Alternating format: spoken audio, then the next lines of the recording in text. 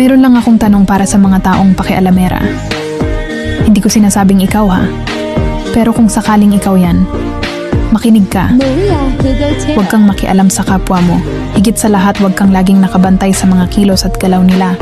Ang bilis mong nakikita kahit yung maliliit na sablay ng ibang tao, pero yung sarili mong sablay di mo nakikita. Lagi tayong nangingialam sa buhay ng iba, kaya tuloy ang gulo, di ba?